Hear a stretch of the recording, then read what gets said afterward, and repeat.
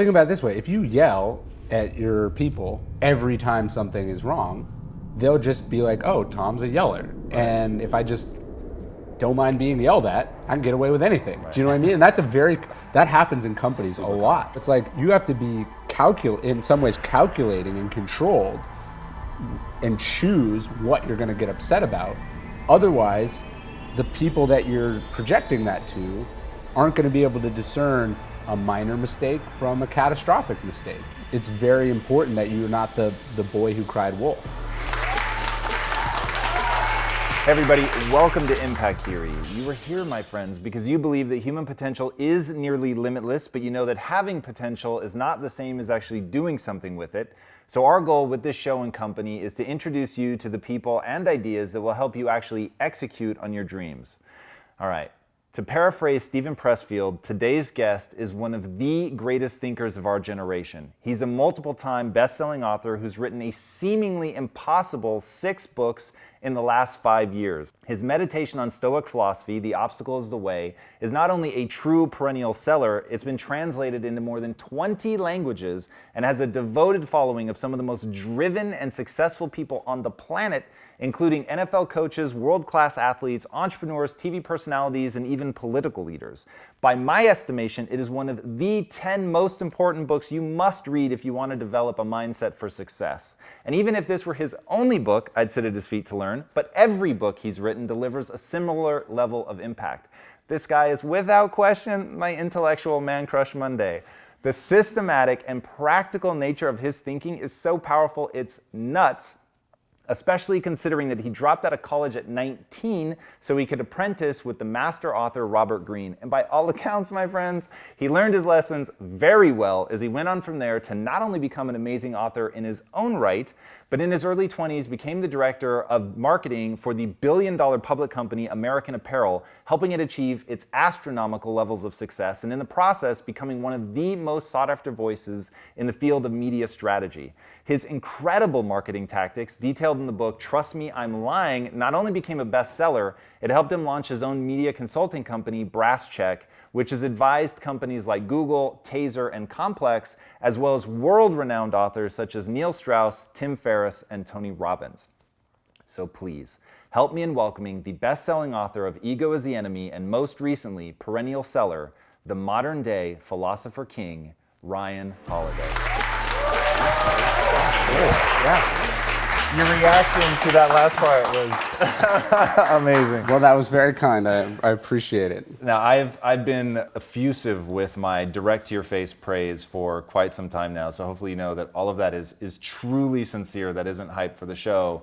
Like, reading your books, meeting you in person, the way you think really does hit me like that. Well, no, that means a lot. It's just it's overwhelming to have to stand there and watch you say. Yes, that I imagine. Yeah, but no, thank you. I appreciate it. Of course, dude. Yeah. So where I want to start with you, you talk a lot about people only write the book that you couldn't not write. It's got to be something that really compels you, and I love that, and I totally agree. Sure. What drives you? I think what drives me is trying to figure out the things that I wish that I was taught, that I wish were part of what you're supposed to learn in elementary school and middle school and high school. You know, philosophy was supposed to be historically they would call it the guide to the good life, right? So it's something we've been thinking about for a long time, but like, where is this guide? You know, like no one gave it. I read a lot of books in school. There were a lot of, things that they made us look at, and nowhere did I ever get this guide.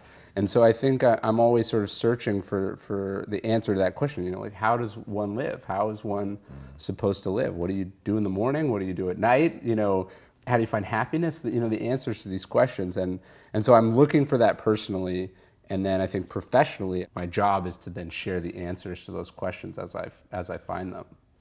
That's really interesting. So especially now that you're on the bandwagon of fatherhood, yes, which I'm very curious to hear more of your take on that. But like, would you ever write like for somebody in grade school, like that manual? And I usually am writing to a younger version of myself when I'm writing. That's one of the, I think you have to, as a writer, you have to have some idea who your audience is. Like, you have to be able to envision that person and speak to them. And so one of the people that I'm always trying to speak to is me, whether it's 5 years ago or 10 years ago or 15 years ago. I don't know if I have enough insight into where I was at that age that I feel like I could really speak to that exactly.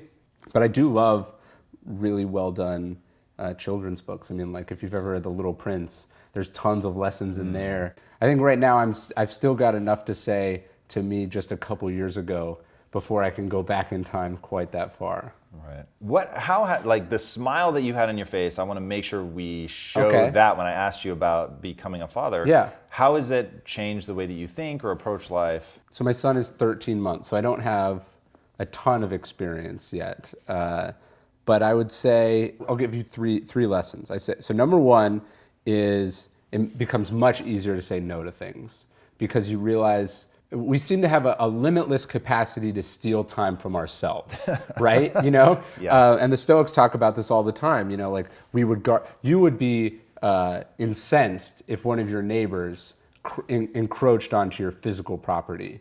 But if one of your neighbors came over and just talked your ear off for an hour, you would find it rude to be like, get out of here. I don't want to speak with you. Right? Do you know what I mean? Like, yes. So we protect our physical space much more than we protect our time, even though physical space can be regained and time can never be regained. Yeah. And so one of the things that it's like, even I've been married for a while and I've been with my wife for a long time. I even found that I was comfortable stealing time from her and from our relationship in a way that I'm not comfortable stealing time from a child who I've promised as much of my time as I can to. Right? So it becomes easier to say no to inessential things. That's number one.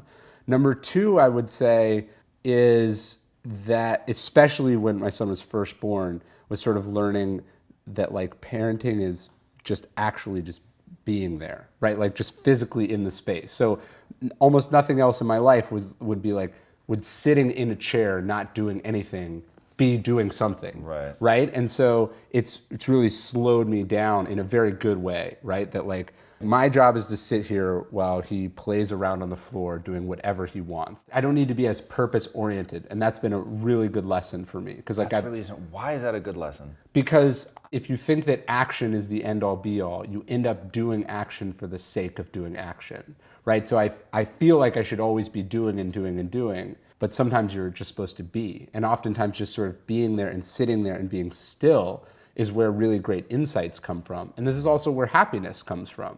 It's hard to be happy and appreciate and feel gratitude when you're just moving all the time. My therapist said to me one time, she's like, you got to remember it's human being, not human doing, right? And a kid is a really great reminder of the being part because they're so always in the present moment, right? And then I think the last lesson is just sort of watching someone experience sort of just complete joy and again, presentness is also a reminder that like things don't need to be I'm a very intense person.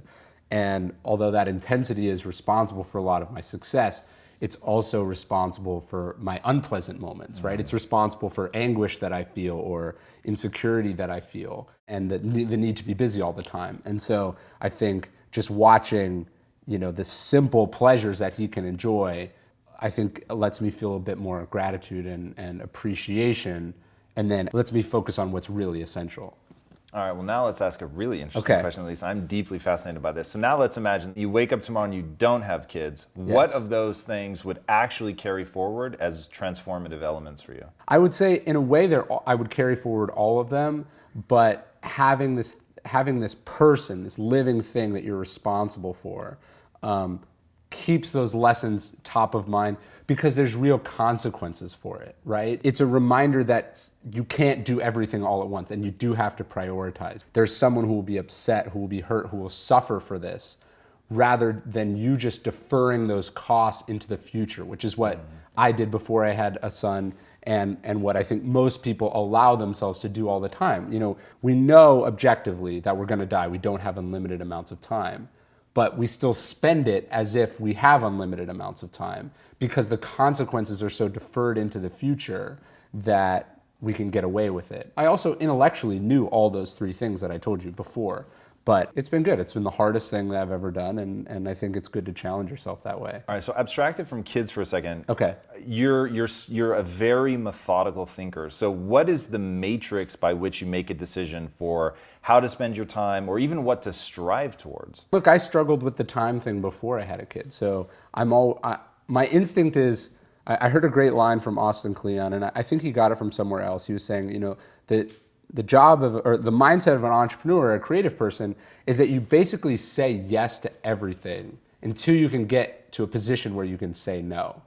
But it's really hard to know that you've gotten to that position, right? Especially because you work yourself up into a state. I'll give you another analogy. A friend of mine, his name is Dr. Jonathan Fader. He's a sports psychologist. He works with the New York Giants and the New York Mets. And he was saying that in baseball, particularly players from like the Dominican Republic, they have this saying. He said, you don't walk off the island. So basically the only way you can get out of poverty or out of this place is by swinging, right? You can only hit your way off the island, right? And so on the one hand, what that does is it creates really aggressive players. They swing at every pitch they can. But then as soon as you make it in the major leagues, it's all about bat discipline, right? You can't swing at every pitch because the pitches are better, because if you miss, it causes problems for your team. And so it's this balance, right? Once you've arrived, the thing that got you there is now in some ways your worst enemy.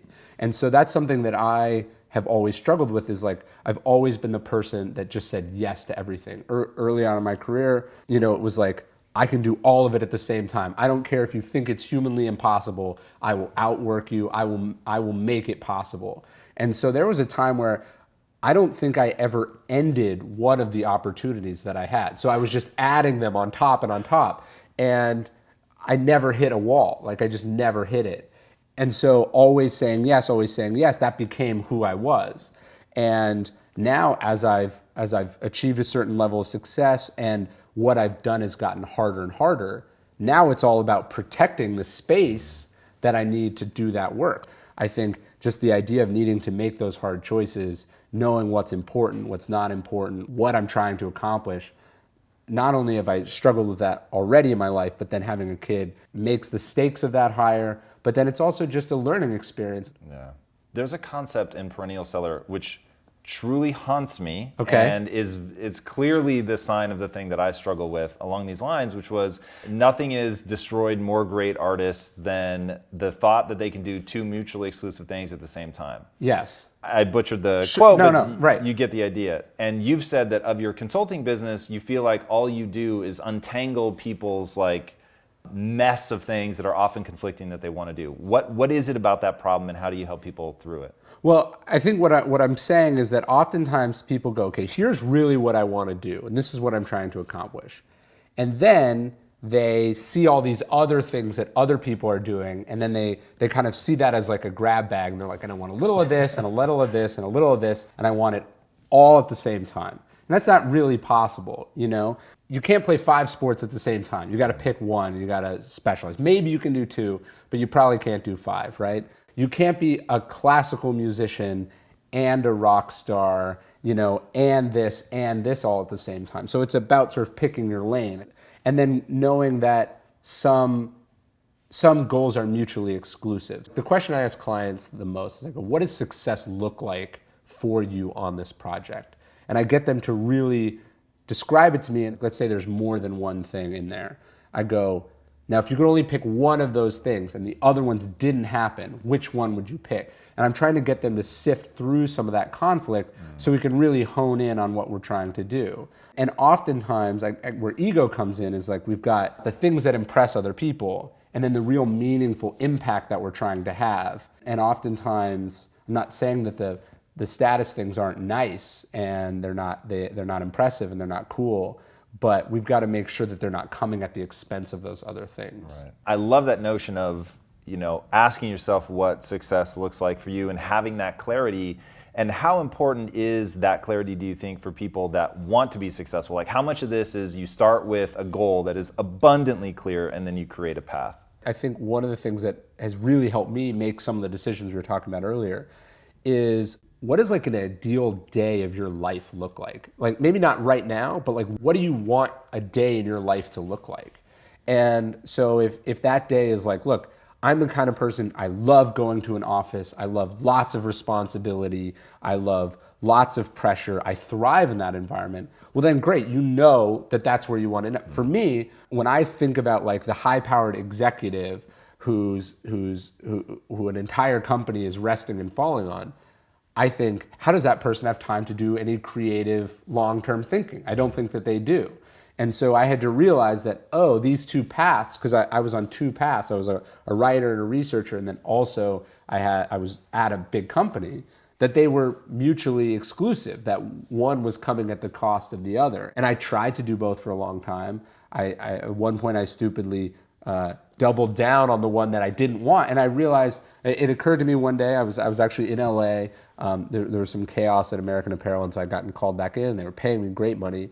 And it was like, 9 a.m., I'd just gone for a run, I'm sitting down, I was writing, and I looked at my watch and I was like, oh, like, I have to be at the office. Like if I'm not at the office, like people are gonna be mad, they're gonna wonder what they're paying. Right. And it was like, but my dream is not going into an office. The most important thing for me is to have the freedom to go where my day takes me, especially creatively. I'm on a path that's taking me further away from what I want my ideal day to look like. That's not success, And so, and Tim Ferriss has talked about this, is, some people, it's like, my dream life is being on a beach in Bali. Well, what does that actually cost? Could you have that now? Do you have to have a life that you don't like so that at the end of it, potentially you're lucky enough to go there? Or could you find a way to get that now? I'm trying to think about this on a regular basis. Is my life resembling what those days are supposed to look like? And if I have too many days in a row that don't resemble what I want my day to look like, I go, I'm having the opposite of success. You know what I mean? And what do you do very tactically in that moment? Is it journaling? What does that look like? So I do journal every morning and every night. So part of my journaling is just like a detailing of events, like not for history, but just so I'm forced to recount what happened and actually think about it. The Stoics would say, prepare for the day ahead, and then you're supposed to reflect on the day that just passed.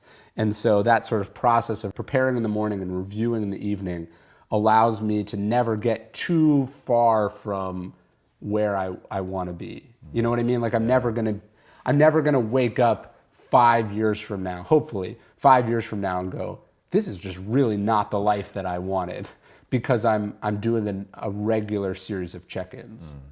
So going back to what you said about, for a brief moment, I actually doubled down on the thing that I didn't want, Yeah. which I totally get Yeah. and understand in a way that I can't even convey to you. Why do you think people have a hard time identifying what they really want, and like what can people do to not find themselves in that situation? This is a very first world problem, but I would say one of the hardest things to do in the world is to turn down money, right? So like I was in a conference room and someone said, look, we need you to come back. Like we know you have this writing thing. This is when you're quitting. Yeah, or I'd already basically left. I was like sort of remote and didn't have a day-to-day role. And they said, look, we need you to come back. This is going to be a tough, series of months, but we think you can make a contribution. We need you to come back. And I said, well, look, I've got all this stuff. And they said, well, what would it cost to get you to come back? And I threw out what I thought was a high number, and they said, done. And so in that moment, I was like, well, that's a lot of money. It would be irresponsible to say no to this, right? And so I was telling myself, one, that I could do it all at the same time. And then two, that like, I wanted this money, and it would seem dumb to say no to it. I deal with lots of successful like entrepreneurs and athletes, and one of the things they're always talking about, they're like, oh, I love books, I love writing, I would love to be able to do that. And so one of the things that struck me in that period where I was unhappy was, it was like, I get to do this thing that other people tell me they wish they could do. And here I am taking a bunch of money to do the thing that they say they don't like doing. This doesn't make any sense at all. And so I had to back myself out of that situation. I left some money on the table as a result, and it wasn't a fun experience, but it was just, I think in that moment, I wasn't thinking, what do I want my life to look like? What's the most important thing to me? I was thinking, how many zeros are in this check, right? And that is not a great way to make decisions in your life, because what do people do with their money? They buy freedom, right? But oftentimes they give up freedom to get money. And so it was like, oh, I could just skip those steps and stay where I am and be very happy. God, that's so interesting, man. So yes, I think that that's an eternal thing that people do, where they're giving up their freedom in order to buy some sort of future freedom, which may or may not ever come, by the way. Right. Because what if you do that and then you get hit by a bus? Yeah, or the money never comes. Sure. Which is maybe even more likely, right? Right. It just always slipping into the future, the eternal future. So my question is, though, and there's two things really. So one, how did you deal with whatever the reverse of buyer's remorse is, right? Where you give the money back, and then that next time that you want to do something and realize I can't because I don't have the money, but if I just stuck it out, and then, yeah, we'll start there. It's not like I was choosing between, the poorhouse and, paying for my groceries or something, right? Like this was extra. One of the pivotal conversations in my life was with Tim Ferriss when I was starting my company. And he said, Ryan, what do you do with your money? And I was like, what do you mean? He's like, what do you spend your money on? And I was like, nothing. Like I just put it in a bank account and then I try to manage it responsibly. I live pretty reasonably and I try to save my money and whatever. So he's like, okay, so why are you going out and trying to get more and more if you don't need it? And that was really helpful to me. So now when I'm thinking about clients, like what my test is at Brass Check is we go like, okay, is this work we're going to be proud of? Or is this giving us money that we need to do something we will be proud of? That test is really, really important. A lot of times people are saying yes to money, not because, hey, if I do this, then I can pour it into the movie project that everything depends on. It's like, I need this so I can lease a nicer car. Right. One concept, I'm assuming it comes from Stoic philosophy, and I can't remember if I read it in Perennial Seller or Ego's the Enemy or both perhaps, but what would a person more humble than me learn from this moment? Yes. That's something I think is incredibly powerful. Walk people through what that means, what you're trying to get to, and what the result is of approaching things like that. Well, I think there's this cool exercise from Adam Smith, who was the economist. He wrote The Wealth of Nations, but he also wrote a book called The Theory of Moral Sentiments, which is this sort of brilliant book about philosophy and kind of like why we do the right thing, basically. And one of the things he was talking about is he was like, you should judge all your actions. You should subject it, he said, to the indifferent spectator test, which is like, what if there was a totally impartial person who you didn't know, who's just standing there watching you? What would they think of this? How would they judge what's happening? And that's a way to sort of step out from your own logic, your own impulses, your own natural feelings, and sort of judge. If you're not religious, you're not like, what would Jesus do? You're like, what would some random guy think of this? And if it doesn't pass his test, it's probably not a good thing to do, right? And so I think that's the test I go is like, what would a person who isn't so caught up in this, whose identity isn't on the line, how would they react to this rude remark? Or how would they react to this lowball offer? They would not be nearly so caught up in it. It wouldn't threaten them the way that I'm feeling that right now. So I'm going to borrow a little bit of their objectivity, and I'm going to incorporate it into my reaction here. Now, in the way that therapy is about questioning our thoughts, philosophy is giving us the tools to, in the heat of the moment, Viktor Frankl would talk about how, there's this, between stimulus and response, there's like a moment. And that's where we get to choose who we're going to be. And I think philosophy is about that moment, really. How often do you think about that moment for you very specifically? Like, do you have a codified set of, so I think of my mind as a pachinko ball machine, if you know what those look like, right? You drop the ball on the top, it bounces around over a lot of things. And those things that it's bouncing on is my, the code that I live by, right? My belief system. Yeah. So I take something negative, or there's nothing good or bad, but thinking makes it so. So it's like, and I put it through all of that so that I get a resulting outcome that is useful, which is how I think of it. Do you spend a lot of time building something like that? Yeah. We're not robots, so we can't like, okay, I'm not going to react. This is like an intuitive, almost an unconscious process, right? And so you're trying to put all this information in there. You're trying to sort of put in those little points that the thing is bouncing around on the way down, as a way of sort of slowing down the process. I think most people, your average person who doesn't work on themselves, who's not reading, who doesn't care about any of this, the time between stimulus and response is like nothing. Right. And the more you work on it, the more you practice, the more you're able to question your own thoughts. It's all about slowing it down. What does that practice process look like? Like, how do you practice that? That's a good question. I mean, it'd be like, how do they practice swinging a bat in baseball? I mean, they just swing it a lot, and they watch film of themselves, so they're stepping back and evaluating things after they happen. They're looking for cues. They've got other people around them who are giving them feedback. I think it's about a sort of cultivating an awareness and a process of continual reflection on the data that your life is creating all the time. Do you think most people do that, though? No, of course not. That's why it's such a huge competitive edge to start working on that. Do you know what I mean? And the earlier you start working on it, the sooner you're going to start to see results, but the more those results are going to compound over time. There's nothing in, let's say, Stoic philosophy where we're saying that, that the idea that there's no good or bad, there's just the interpretation that we have on things. So I first learned that when I was 19 years old. I was sitting in my apartment in college, and I read this book, and some person 2,000 years ago said that to me. So that was the first time I encountered it intellectually. A week later, that would have only a minuscule impact on my life.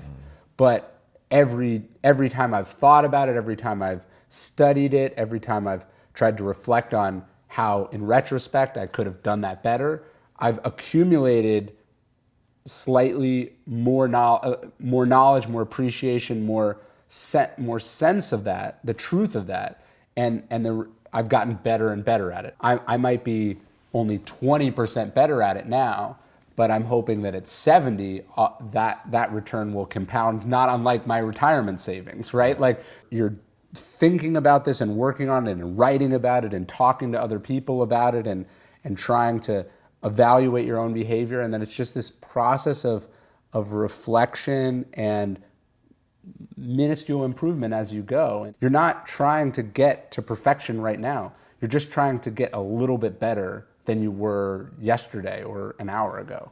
Did you read Ray Dalio's Principles? I have not read it, but I've heard amazing things about it. I know a bunch of the principles, but his practice is similar, right? He's like, we're recording all our meetings. We're getting feedback from people in the office about how you're doing.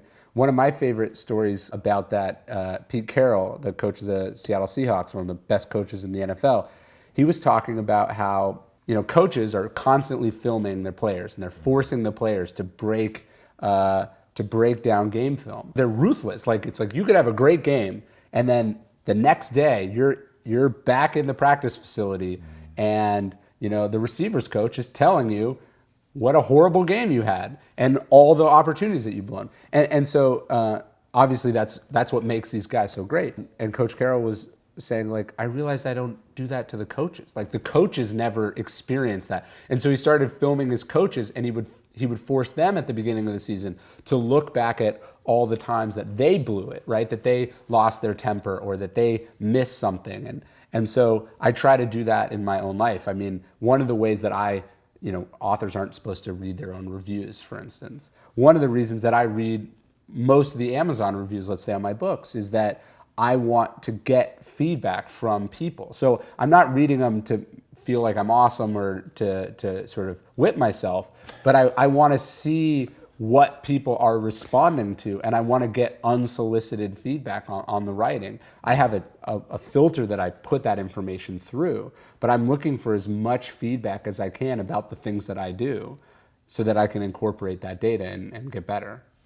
So this is like my life's obsession, this moment right here. So one, I want to know what that filter is, and we'll get to that in a second. But so you're incredibly successful, right? You've got your own company, it's doing well, working with the biggest companies ever. You're a multiple-time best-selling author, and you have perennial sellers in the mix as well, which is sell, sell, sell, sell, sell. Why the hell do you subject yourself to the self-flagellation of an Amazon review? What is that about? Well, it's not self-flagellation, so you have to make that distinction. How do you prime yourself mentally for it not to become self-flagellation? I can't change what happened. So I'm looking for this feedback for tips and information that can help me improve so that that person who, let's say they didn't like what I did, so that I can not let that happen again. They'd say, Ryan, I really like this book, but I can't let my son read it because he uses the F word a lot.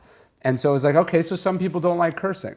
And then I noticed as I went through the positive reviews, no one ever said, I really like how Ryan curses a lot. So this wasn't something that was important to me, right? And here it was having a negative impact on some of the readers, and then let's say a marginal to no impact, no positive impact to the readers who were enjoying it. So to me, that's a pretty easy data point to go like, okay, in some cases, I think I need to drop an F-bomb here to catch people's attention, right? And I can see that when I talk. If the audience is, sort of drifting a little bit, I can use it, but there's no reason for me to do this and so in the Daily Stoic, there's no curse words, and that was an improvement, I think, that made the book better, and I got that by going through this process. That makes a lot of sense. Yeah. Now talk to me. You said you have like an installed filter that you use to know what to listen to and what not to listen to. Yeah, look at the feedback you're getting, and then remember what you were trying to do. For instance, I'll get a criticism from, let's call them Stoic fundamentalists, right? People are really sort of nerds about philosophy, who will say, Ryan, Ryan doesn't add anything new. He's just taking Stoic principles and illustrating them with stories, right? So that'll be one criticism. Or they'll say, you should read the originals, don't read Ryan's book. Or other people will say, Ryan is taking these timeless, virtuous principles and then illustrating them with famous, successful people, and that sort of cheapens it, or that's not what Stoicism is about, let's say. Well, in both cases, I was explicitly trying to do the thing they were criticizing me for, right? So I say in the book, if you're really interested in Stoicism, go read the ancient Stoic texts. I cannot do better than them. What I was writing, The Obstacle is the Way and Ego is the Enemy, is for people who don't have time or interest in ancient philosophy, but are trying to improve their life in some way. So I'm trying to meet them where they are. So when someone says that I didn't do this thing that I explicitly wasn't trying to do, my filter is going, okay, this person shouldn't have read the book. This wasn't for them. I don't need to take this personally, right? If you're trying to be everything for everyone and you read feedback, you're just going to get more lost, because one person's going to say this and another person's going to say that. But if here's exactly what I was trying to accomplish and here's what that success looks like, then you can filter this information and go, okay, is this person's advice getting me closer to where I want to get or further from where I want to get? And that has been really helpful to me. What I love about that, and I really hope people are listening to what you're saying, is you're doing it with an eye towards getting better. To me, there's an element, and this is why I brought up Principles by Ray Dalio, is his thing is all about like, I'm just trying to get to truth. Yes. And one of the things that I wish on every human being is to one day, in some way, shape, or form, understand what it's like to be an entrepreneur, in that if the company does well, fortune can be yours, and if it does poorly, you can lose everything. Sure. The amount of bullshit that cuts through is crazy. It's not even necessarily that I don't want to have an ego. I'd love to have a big, thriving ego. And people are always saying, like, how do you stay humble with the success? Dude, because if I don't, I'm going to lose everything. No, the reality of how low the margin for error is like the ultimate recipe or sort of shortcut to humility. Like, let's say I'm fighting with an editor or someone, or even just a friend who's reading one of my books about the use of this sentence or this paragraph or this stylistic or something in a book. I don't have the room to be like, you don't know what the fuck you're talking about. Like, I'm the genius, let me do this, right? Because if I'm wrong, I don't feel so secure in what I do that I feel like I can afford to let ego make any of those decisions. I have to let truth make those decisions. So, there's a writing adage. It's like when someone says that something's wrong, they're almost always right. And I think this is true in life. When someone says there's something wrong with what you're doing, or how you're carrying yourself, or what you're, a project or a product, they're almost always right. When they explain why it's wrong or how to fix it, they're almost always wrong. So it's like when someone's saying like, I don't like chapter 6, they're right. they don't like chapter 6, right? When they say you should get rid of chapter 6, or you should, make chapter 6 the opposite of what it is, or get rid of this story, they're probably wrong. But you should try to figure out why chapter 6 isn't working and improve it and make sure that it's aligned with your vision, because maybe it's not. Or if it's perfectly aligned with your vision, then you have to make the tough call and go, look, I'm not going to please this person. All right, so now the $1 million question, Yeah. how the hell do you know the difference? First off, you should just go like I'll give you an example. I've talked about this before too, but like one of the dangers of entrepreneurship is, or making anything, is that like people around you are going to be like, that's not a good idea, don't do it. And then you don't listen and you do it and you end up being right. Well, you've kind of just learned a very dangerous lesson, which is like just disregard what other people say. So one of the reasons you tend to see people on the way up, take a company like Uber, they're just like blowing past conventional wisdom, business best practices. They're doing it their way over and over and over again, and they're going up and up and up. And that's creating a feedback loop where it's like, the rules don't matter. We do it our way. We do it our way. And they're being rewarded for it over and over again. And then at some point they cross a line, and now all of a sudden they've started to do things that are illegal, that are unethical, that their customers aren't going to like. But there's a delay between doing that and being held responsible for that. And that's where the sort of catastrophic explosion and consequences inevitably come in. And so whenever you feel yourself going, I'm just going to blow past what everyone's saying, they're all idiots, they don't know, that's a really bad sign that you're probably doing something out of ego. So I think that certainty is something I'm always nervous about. So it's become sort of cliche in entrepreneur circles, and you've probably read this article, the idea of like, it's hell yes or hell no, right? Like you're either 1,000% on it or you say no. But all the difficult decisions I've ever made in my life were like, 51-49. So it's like, in some ways I'm actually really skeptical. I think that there's a great point in that article, which is like, just don't do stuff just because you're supposed to. But it should be tough. And if it feels easy, then I want to question that, I guess is one of my answers. And then, look, nobody said writing a book or being a leader or, shepherding some vision. And no one said it was going to be easy and clear and you were going to know. These are things that are going to keep you up at night and that you got to roll the dice on to a certain degree. And so you just do it. And then if you're wrong, you learn and you do it better next time.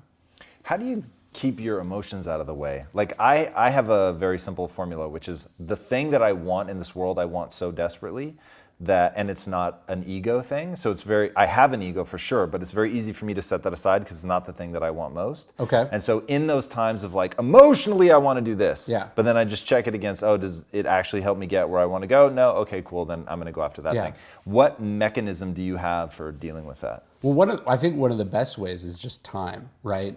Abraham Lincoln famously, whenever he was like really mad at a subordinate, like one of the generals in the Civil War, he would write them like just a really nasty letter. Like he would just, this is what you're doing wrong. This is, he would write everything that he wanted to say, and then he'd put that letter in an envelope and then put it in his drawer and then wait, a day or a week. And then most of the time he wouldn't send it. And so one of the things I try to do is I go like, do I really need to respond to this right now? Because that tends to be where the emotions are typically immediate, right? Like I'd find even the things that I'm really upset about, I'm most upset about them when I first find out about them. If I give it a weekend or if I sleep on it, I'm much less upset about them. And I'm going to be more rational and I'm going to be more responsible with how I reply. So I just want to give it some time. I mean, one of the tests that I have, I do this with emails a lot. Like if I'm fighting or if I'm arguing with someone, I'll go like, what if I just pretend I didn't get their response? Like I'm not even gonna read it. Like I know, like I just said my piece and then they sent me a response back like 5 minutes later. I'm just gonna delete it, right? And then I'll let them have to resend it to me or just let the issue drop, right? So I'm kind of just sticking my head in the sand, but I'm really just creating space for there to be less, because they're not going to resend the exact same thing. They're going to, hey, we need to talk about that thing. I'll go, oh, what was it? And then we'll have a little bit more reasonable of a dialogue. When I feel that impulse, it's like, I got to deal with this right now.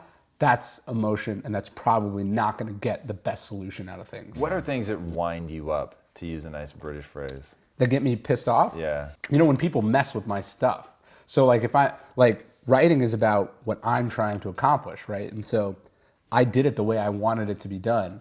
And I'll get really upset, like if something comes back to me, even if it's small and like a change is made without just like, I'm very open to taking criticism and feedback. But like I caught something, let's say with a copy editor recently on a book I was working on, where like they reworked something without, they just assumed I would be okay with it.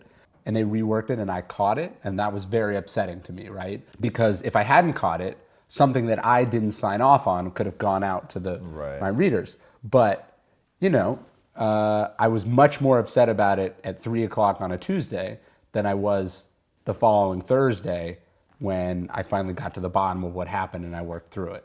It's just never that great to act out. Okay, actually, I'll give you something, because I think about this question a lot too. And so I've asked some of the basketball coaches that I've worked with or have read my book. I was like, do you ever get like a technical on purpose?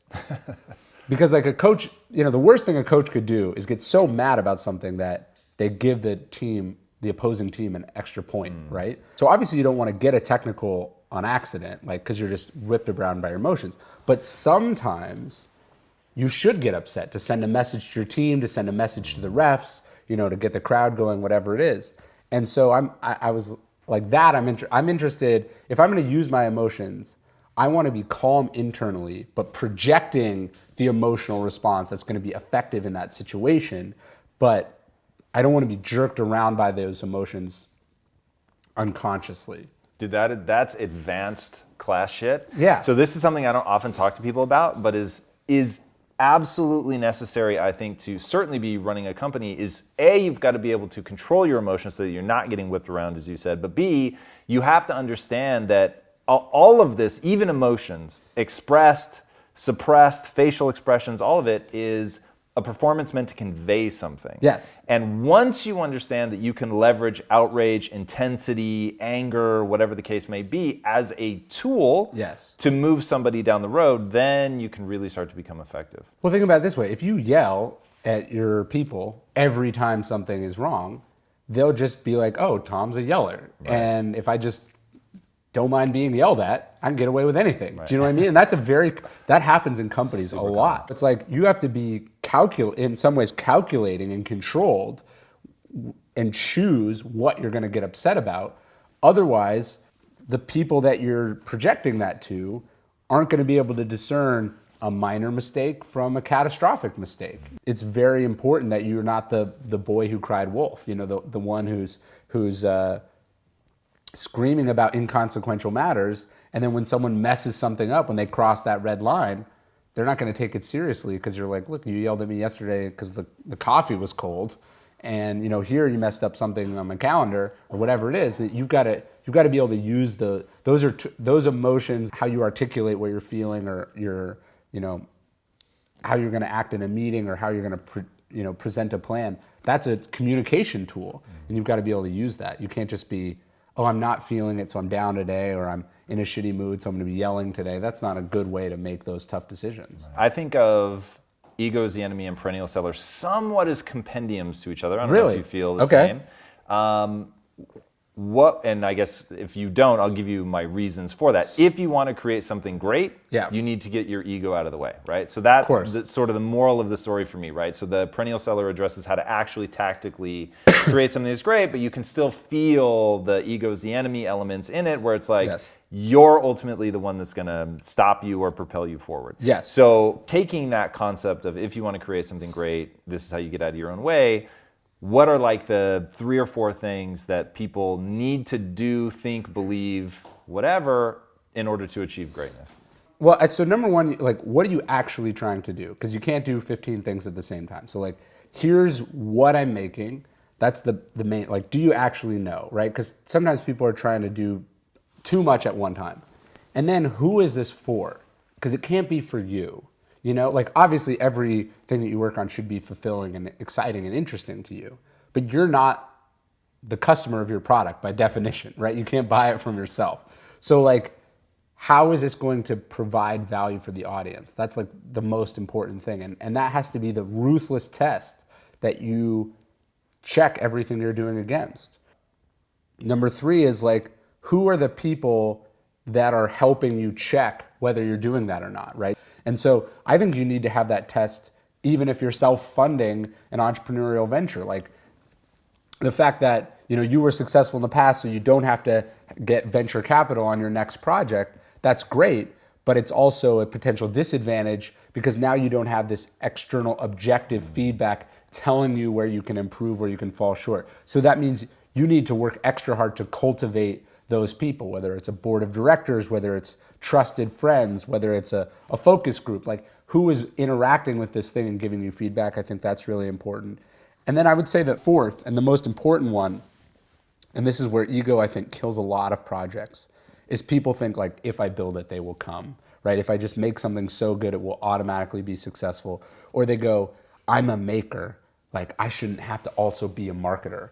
And to me, the creative process, the entrepreneurial process is sort of 2 consecutive marathons. So you run this marathon, you make a book, you have a movie in the can, you have a prototype of an invention, whatever it is, you stagger across the finish line, you're like, I did it. And like, the race proctor, they grab you and you think they're taking you to the medal stand. They're like, you did it, you won. But really they're just like taking you through a chute to the starting line of the 2nd marathon, which is now, how the hell do we get this into people's hands, right? And so with every book, it's like the first marathon is making it for me, and then the 2nd marathon is like, all right, now I have to be as creative, I have to work as hard, I have to throw as much energy into selling this thing to everyone that it's potentially for as humanly possible. And so I tend to find that creatives are either, or with books or movies or whatever I'm working on, is either they're only interested in the marketing marathon because they're great salespeople and they think like, oh, I'll just slap something together, or they're so creative and they so love that process that they want to skip the 2nd marathon. What does success look like for you? So we started with that, Sure. that you have to have that clarity. Like in life, what is success? And for me, success is a couple things. I think it's to have the creative freedom to make the things that I feel compelled to make and produce, having the sort of lifestyle and personal freedom to set up my life how I want it to be, right? So to not be, oh, I've got to go to Cleveland tomorrow for this thing that I don't want to go. Like I want to have that freedom. And then I think success is also getting better. Like I love books. I love writing. I've dedicated my life to this craft, and I want to be like one of the best people to do it. And so success is, am I moving up in my abilities? Like, is every book, regardless of sales, is it better than the one that came before? That's also one of my definitions of success. All right, and before I ask my last question, where can these guys find you? At Ryan Holiday on pretty much every social platform, and then my website's ryanholiday.net, and then the books are everywhere books are sold. Nice. Yeah. All right, so final question. Okay. What's the impact that you want to have on the world? This is part of my definition of success, obviously, is to have impact. I think my impact is I want to write things and come up with ideas and communicate sort of stories and connections from history that give people that answer that question that we started with talking about, which is like, how do you live? How do you get to the good life? I'm trying to make the things that I wish that were there for me, but that if they weren't there for me, I can make them for other people. So like when someone says, like this book changed my life, or when someone says, I don't read, but I read your book, that's the kind of impact. So I'm trying to have impact with people that I feel like are maybe not well served by the existing things in the market. So I'm trying to make books that help people with life. That's an easy thing to say. It's a hard thing to do, but I feel like I'm chipping away at it. I love it. Ryan, thank you Thanks. so much for coming on the show, man. All right. Guys, that to me is exactly what you're going to get as you dive into the world of Ryan Holiday, is how do you get to the good life? And that, I don't think that there's a much better question anybody could be asking and answering themselves. So no matter what it is that you're trying to do, I'm telling you, if you look at the the entire universe of the books that he puts out, there's this through line that I find incredibly important, which is growth, learning, getting better, seeking truth, and finding out the answers. And even when you take Trust Me, I'm Lying, it was the first really sort of naked, raw look at what was going on. And in that book, by the way, he thought that was going to end his career as a media strategist, not kick it off. And so it was somebody who really wanted to say, this is the truth of the way the world is. So rather than dealing with the world the way that you want it to be, actually accept the way that it is. So when you understand that book in context of somebody who's finally just saying, look, this is the reality, this is the world that we live in, and then you see him follow it up with Stoic philosophy, and then you see him follow it up with meditating on the ego and its dangers and perennial seller and the daily Stoic and all the things that he's doing, it really is all meant to be taken together as a gestalt. And when you do that, it really does become maybe the first movement in a grand book about how to find the good life. I am obsessed with this guy in ways that you can't imagine. I will leave it at that, guys. Dive into his world. It is incredible. It will help you become a better person. It has certainly helped me become a better version of myself. So if you haven't already, be sure to subscribe, my friends. And until next time, be legendary. Take care. Ryan, thanks again, brother. What's up, Impactivists? If you've ever failed your New Year's resolutions, we've created a free guide just for you, the Resolution Reality Checklist. It teaches you how to write smarter resolutions that you will actually crush this year. You can download it today at info.impacttheory.com/resolutions.